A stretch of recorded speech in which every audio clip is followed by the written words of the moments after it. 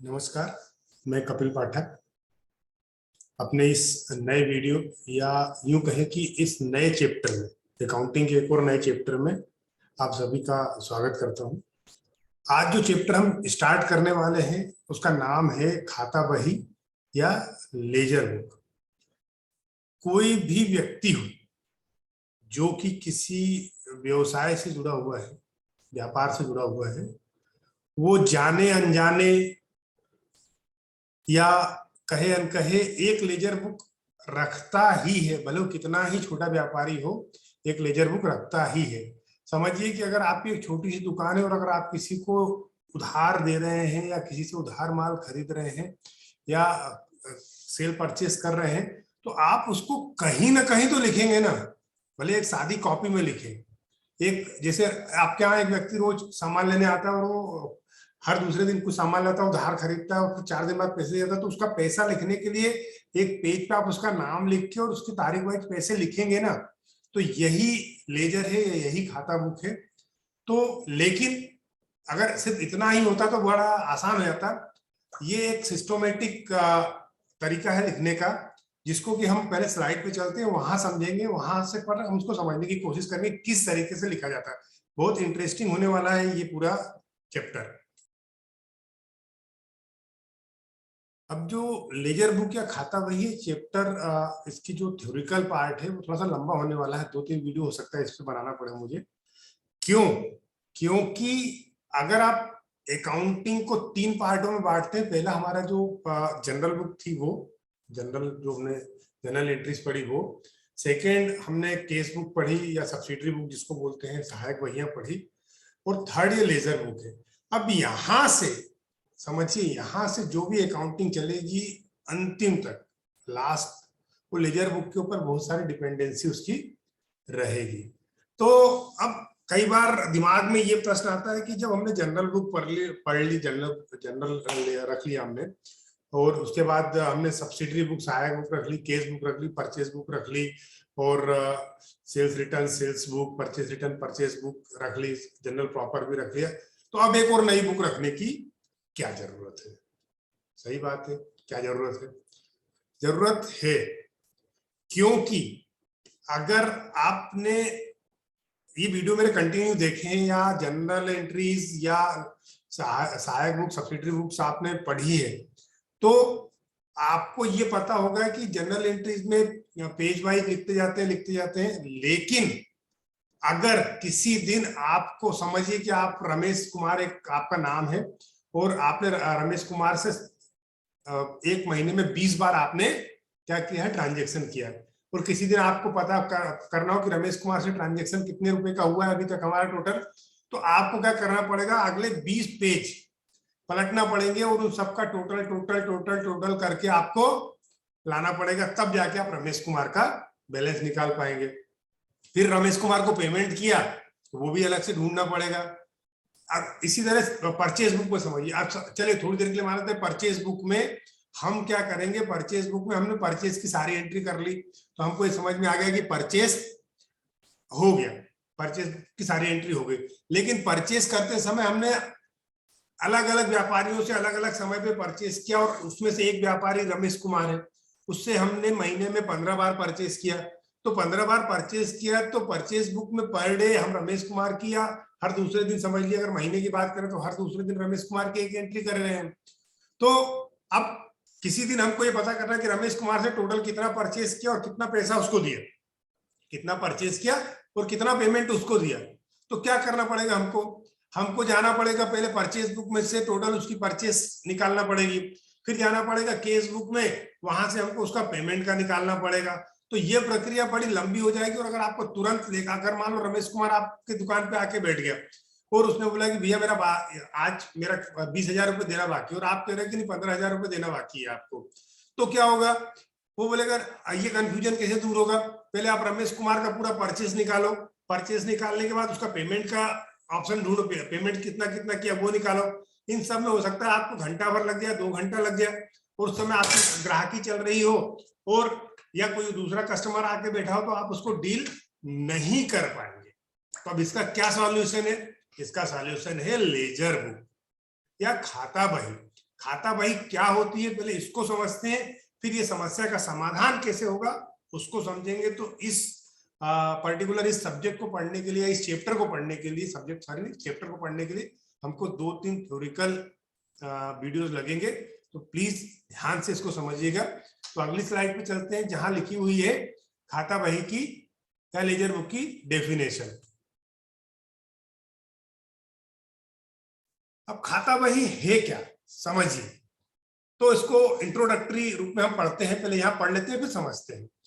वित्तीय लेन देनों का लेखा सर्वप्रथम प्रारंभिक लेखे की पुस्तकों में किया जाता है। प्रारंभिक लेखे की पुस्तकों में जैसे नकल बही जनरल मैंने आपको बता दिया, रोकड़ बही केस बुक, क्रय परचेज बुक, विक्रय बही सेल्स बुक, क्रय व विक्रय वापसी बही सेल्स और परचेज रिटर्न बुक, और मुख्य जनरल या अन्य पुस्तकें। इन पुस्तकों से किसी व्यक्ति विशेष, वस्तु विशेष या आय व्यय की वास्तविक स्थिति का पता लगाना मुश्किल काम है।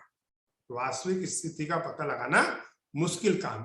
समझिए कि किसी एक व्यक्ति से साल भर में आपने कितना खरीदा और उसको कितना पेमेंट किया, इसकी स्थिति वाकई अगर 1 साल बाद आपको पता लगाना तो इतना मुश्किल काम है कि आपका दिमाग फट जाएगा और गलती होने की संभावना हमेशा बनी रहेगी। ठीक है, इनकी सही वास्तविक स्थिति का पता लगाने के लिए पुस्तकों में की गई प्रविष्टियों को इनके शीर्षक के अनुसार एक स्थान पर लाना होता है। यह प्रक्रिया लेखांकन के अंतर्गत वर्गीकरण क्लासिफाइड कहलाती है, जो दोहरा लेखा प्रणाली का दूसरा चरण है। डबल एंट्री सिस्टम का सेकंड फेज है ये, समझ लीजिए आप। यह कार्य जिस पुस्तक में किया जाता है उसको लेजर या खाता बही कहते हैं। हमने डबल अकाउंटिंग सिस्टम के फर्स्ट फेज में हमने क्या पढ़ा, जनरल या प्रारंभिक लेखे की नकल बही, रोकड़ बही, केस बुक, ये सब पढ़ा। अब इसका सेकंड फेज चालू होता है, इसलिए मैं कह रहा था कि ये अति महत्वपूर्ण चैप्टर होने वाला है। ठीक है, तो समझिए कि मैं जो समझा रहा था उसी को कंटिन्यू किया यहाँ पे कि अगर किसी व्यक्ति विशेष का हमको अगर अकाउंट 1 साल बाद पता करना, समझ लीजिए कि अगर आपका फाइनेंशियल ईयर 1 अप्रैल से चालू होता है और 31 मार्च को हमको उसका पता करना है कितना हमने से खरीदा, कितना पेमेंट करा, क्या बैलेंस बचा। तो हर लेखे का, हर व्यापारी का, हर लेनदार का, हर देनदार का हमको साल भर, साल के अंतिम दिन बैठ के सबको जोड़ना घटाना होगा। तो समझ लीजिए कि इतनी फजीयत होगी कि आप कर ही नहीं पाएंगे। तो उसके लिए क्या करना होगा, उसके लिए करना होगा कि तुरंत हम उसी समय जब एंट्री करते हैं या हर 7 दिन में उसको वर्गीकृत कर दें। अर्थात एक व्यक्ति के लेन देन को एक जगह लिख दें, एक व्यक्ति के लेन देन को एक जगह लिख दे, दूसरे व्यक्ति के लेन देन को दूसरे जगह लिख दे, या यूं कहें कि एक व्यक्ति के लेन देन को एक पन्ने पे लिख दे, दूसरे व्यक्ति को लेन देन को दूसरे पन्ने पे लिख दे, तीसरे को तीसरे पन्ने पे लिख दे। कोई वस्तु खरीद रहे हैं बार बार तो उसका एक अलग पेज बना दे, उस पर लिख दे। ये सब चीजें करना वर्गीकरण कहलाता है। ये सब चीजें वर्गीकरण करना, मतलब वर्गीकरण, अलग अलग भाग में, अलग अलग डिपार्टमेंट में उसको वर्गीकृत कर दे। और इनको वर्गीकृत करके दोहरा लेखा प्रणाली के अंतर्गत जिस पुस्तक में लिखा जाता है, जिस बुक में लिखा जाता है, जिस बुक में इनको बनाया जाता है, उस बुक को लेजर कहते हैं। उस बुक को लेजर कहते हैं या खाता बही कहते हैं। तो अब इसका एक डेफिनेशन भी देख लेते हैं, मीनिंग ऑफ लेजर। खाता बही किसी व्यवसाय की मुख्य या प्रधान पुस्तक होती है। क्या समझे आप? पहले सहायक पुस्तकें थी, समझिए आप, पहले सहायक पुस्तकें हमने पढ़ी। सहायक पुस्तकों में हमने केस बुक, जनरल, सब चीजें पढ़ी, वो सहायक पुस्तक। इसके लिए क्या लिखा है? मुख्य या प्रधान पुस्तक। मुख्य या प्रधान पुस्तक होती है जिसमें समस्त खाते पृथक पृथक रखे जाते हैं। प्रत्येक बनाए गए खाते के 2 पक्ष होते हैं, नाम डेबिट पक्ष और जमा क्रेडिट पक्ष। हम जानते हैं, हमने अकाउंटिंग के रूल पढ़े, एक डेबिट होता है और क्रेडिट होता है। तो लेजर बुक में 2 साइड होती है। अगर जैसे आपने केस बुक पढ़ा होगा, मैंने समझाया, तो केस बुक में केस बुक जो है वो एक तरीके से लेजर ही है। केस बुक जो हमने पढ़ी वो लेजर का ही पार्ट है। लेकिन एक केस बुक में इतने सारे ट्रांजेक्शन होते हैं कि उसके लिए पर्टिकुलर एक बुक अलग से रखना पड़ती है, इसलिए हम उसको केस बुक बोलते हैं। लेकिन वो अगर छोटा व्यवसाय तो एक अकाउंट लेजर, केस अकाउंट रखा जाता है, वो लेजर का ही एक पार्ट है। तो जो केस बुक में आपने जो फॉर्मेट पढ़ा था वो लेजर का ही फॉर्मेट है। तो एक side debit, left side debit और राइट साइड क्रेडिट का कॉलम क्रेडिट साइड होती है। ठीक है, प्रत्येक खाते में उससे संबंधित व्यवहारों का लेखा किया जाता है। खातों को प्रपंजी भी कहते हैं। खाता बही को क्या कहते हैं हिंदी में? वो सब दूसरा प्रपंजी है। इस प्रकार प्रत्येक व्यक्ति, वस्तु, समझिए, प्रत्येक जो नियम है, प्रत्येक व्यक्ति के लिए एक अलग खाता होगा, प्रत्येक वस्तु जिसका व्यापार कर रहे हैं या जो वस्तु व्यापार में खरीदी गई उसका एक अलग खाता होगा, संपत्ति जिसमें आ जाती है ना, जो जिसका व्यापार कर रहे हो वस्तु और संपत्ति जो भी खरीदी है उसका खाता होगा। आय के लिए अलग खाता, प्रत्येक आय के लिए एक अलग खाता होगा, प्रत्येक व्यय के लिए अलग खाता होगा। व्यय से संबंधित लेन देनों का अलग अलग लेखा जिस पुस्तक में किया जाता है उसे खाता वही कहते हैं। अब जब व्यापार बड़ा हो जाता है, समझिए, जब छोटा व्यापार है तो एक ही बुक रख ली जाती है, छोटा व्यापार है तो एक ही बुक रख ली जाती है, एक बुक में सब हो जाता है, मैनेज हो जाता है, ठीक है। लेकिन जब व्यापार बहुत बहुत बहुत बड़ा हो जाता है तब हर चीज के लिए अलग बुक रखी जाती है। वो अकाउंट होता है लेकिन अलग बुक रखी। तो क्या होता है, जैसे व्यक्ति विशेष में जितने भी अकाउंट होते हैं, व्यक्ति विशेष में जितने भी अकाउंट होते हैं उनको एक अलग बुक में रख लिया जाता है, ठीक है। तो आपको व्यक्ति विशेष से संबंधित कोई एंट्री करना है तो आप वो बुक उठाएंगे। फिर वस्तु, जो व्यापार में वस्तु खरीदी और बेची जा रही है उसके लिए एक अलग बुक रख ली जाती है, उसमें सारे वस्तुओं के अलग अलग खाते हो जाते हैं। जैसे आपने आटा, दाल, चावल, तेल, शक्कर और तमाम सारी चीजें, मसाले, जो भी आप एक किराने की दुकान में जो भी आप सामान लाते हैं उन सब के लिए एक अलग अकाउंट या एक अलग बुक रख ली जाती है। इसी प्रकार जो भी संपत्ति व्यापार में खरीदी जाती है उनके लिए भी एक अलग अकाउंट रख लिया जाता है। तो इनको वर्गीकृत किया जाता है कैसे, व्यक्तिगत में, वस्तुगत में, और तीसरा आय और व्यय से संबंधित जो भी खर्चे होते हैं, जो भी इनकम होती है उनको एक अलग बुक में रख लिया जाता है। तो इस प्रकार इनका वर्गीकरण का भी वर्गीकरण करके दिया जाता है, ठीक है। खाता बही की परिभाषा, विभिन्न विद्वानों द्वारा दी गई खाता बही की प्रमुख परिभाषाएं निम्नानुसार है। अब श्रीमान J.R. बाटलीबाई के अनुसार खाता बही लेखा शास्त्र की प्रमुख पुस्तक है। देखिए इन्होंने भी क्या कहा, लेखा शास्त्र की प्रमुख पुस्तक है, और इसी पुस्तक में समस्त व्यापारिक व्यवहार अंततः यथास्थिति संबंधित खातों को वर्गीकृत रूप में विविध दर्ज होते हैं। मतलब जितने भी व्यापारिक व्यवहार हैं, जो भी व्यापार में व्यवहार किए जाते हैं, यानी जो भी व्यापार में ट्रांजेक्शन्स किए जाते हैं, जो एक बिजनेस में जो भी ट्रांजेक्शन किए जाते हैं वो इसमें व्यवस्थित एक पर्टिकुलर एक प्लेस पर रखे जाते हैं, कि स्थान पर संबंधित खातों में रखे जाते हैं। उनसे संबंधित जो भी व्यवहार किए जाते हैं, रमेश से, सुरेश से, किशोर से, आनंद से, कपिल से, बबलू से, XYZ दुनिया के तमाम लोगों से आप व्यवहार करते हैं, तो उन तमाम लोगों का एक अकाउंट, अलग अलग अकाउंट बनाकर और उसमें उनके संबंधित व्यवहार लिखे जाते हैं। फिर दूसरा, जो व्यवहार किया है, क्या किया, क्या खरीदा, क्या बेचा है, उसका भी अलग खाता बनाया जाता है, उसका भी अलग खाता बनाया जाता है। इस प्रकार ये विधि वर्गीकृत करते हुए आपके व्यवसाय के हिसाब किताब को सरलीकरण करने के काम आती है, इजी बनाती है आपके व्यवसाय के लेन देन को देखने के लिए।